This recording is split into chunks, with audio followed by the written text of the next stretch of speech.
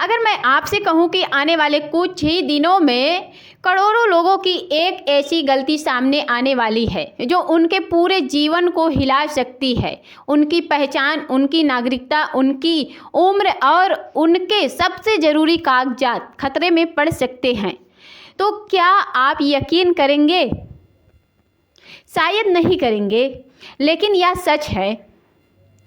देश के अग्निगता लोग को आज भी एक ऐसे दस्तावेज के बिना जीवन गुजार रहे हैं जिसकी कमी आगे चलकर इतने भी मुश्किल हो जाएगी, इतनी मुश्किल पैदा कर सकती है कि साधारण सा काम भी असंभव हो जाएगा।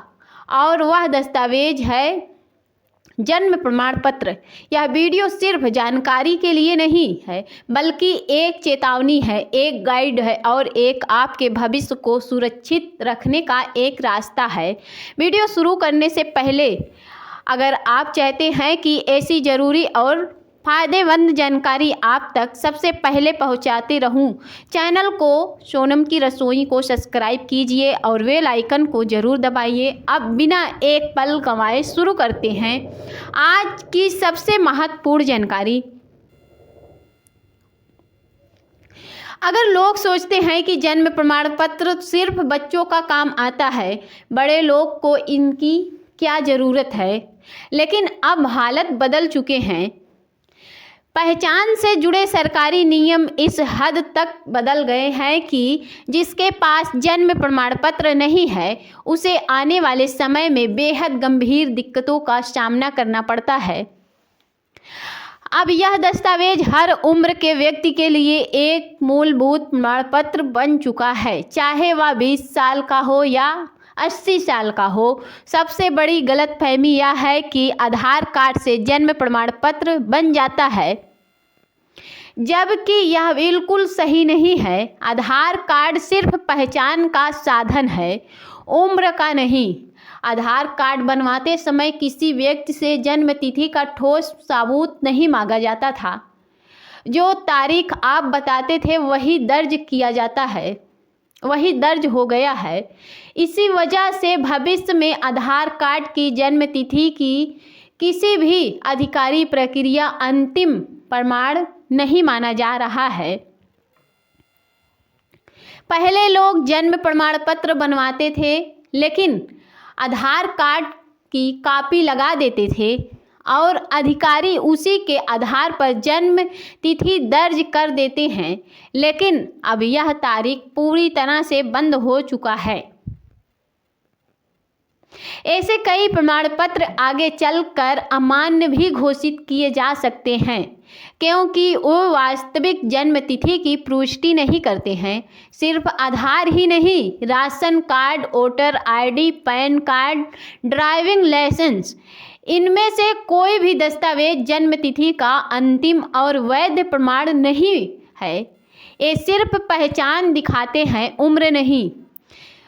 कई विभागों ने यहाँ तक कि चुनाव आयोग ने भी स्पष्ट कर दिया है कि नागरिकता, आयु सत्यापन और अन्य महत्वपूर्ण सरकारी प्रक्रियाओं में से सबसे भरोसेमंद दस्तावेज जन्म प्रमाण पत्र ही होगा। अब समस्या कहाँ आती है? समस्या वहाँ है जहाँ लाखों लोग, खासकर बुजुर्ग जो कभी स्कूल नहीं गए हैं, जिनके पास ना तो मार्कशीट है, ना ज़मीन का कागज़ है, ना ही अस्पताल की कोई पर्ची, कोई रिपोर्ट, ऐसे लोग के लिए जन्म प्रमाण पत्र अब सबसे ज़रूरी सहारा बन चुका है। अब सवाल यह उठता है कि जन्म प्रमाण पत्र बनवाएं कैसे? छोटे बच्चों के लिए प्रक्रिया आसान होती है, खासकर जन्म के 21 दिनों के भीतर, जहां ऑनलाइन सुविधा उपलब्ध रहती है। लेकिन जिनकी उम्र 1 वर्ष से ज़्यादा है, चाहे 2 साल या 20 साल या 70 ही साल क्यों ना हो, उनके लिए ऑनलाइन प्रक्रिया उपलब्ध नहीं होती। पूरे काम ऑफलाइन किया जाता है। अगर आप गांव में रहते हैं तो पंचायत भवन जाएं, वहां पंचायत सहायक आपको लेट रजिस्ट्रेशन फार्म देता है। शहरों में यही काम नगर पालिका या नगर निगम के माध्यम से किया जाता है। अगर आपके पास हाई स्कूल की मार्कशीट है तो और उस पर जन्म तिथि सही दर्ज है तो प्रक्रिया आसान हो जाती है। ध्यान रखें, नाम, पिता का नाम, माता का नाम और पते का स्पेलिंग आधार और मार्कशीट में पूरी तरह से मेल खानी चाहिए। पूरी स्पेलिंग एक होनी चाहिए, अलग स्पेलिंग नहीं होना चाहिए। लेकिन जिनके पास हाई स्कूल का प्रमाण पत्र नहीं है और ऐसे लोग लाखों की संख्या में से हैं, उनकी प्रक्रिया अलग होती है। उन्हें किसी वकील से हल्फनामा एफिडेविट बना होता है। इसे हल्फनामे में आपका नाम, माता पिता का नाम, पता और आपकी वास्तविक जन्म तिथि लिखी जाती है, जिसे आप स्वयं घोषित करते हैं। इसके साथ आधार कार्ड, राशन कार्ड, कोई पुराना स्कूल रिकॉर्ड, अस्पताल की पर्ची जो भी उपलब्ध हो लगाया जा सकता है। अगर इसमें से कुछ भी उपलब्ध ना हो तो घबराने की ज़रूरत नहीं है। एसडीएम कार्यालय सत्यापन के बाद जन्म प्रमाण पत्र जारी कर सकता है।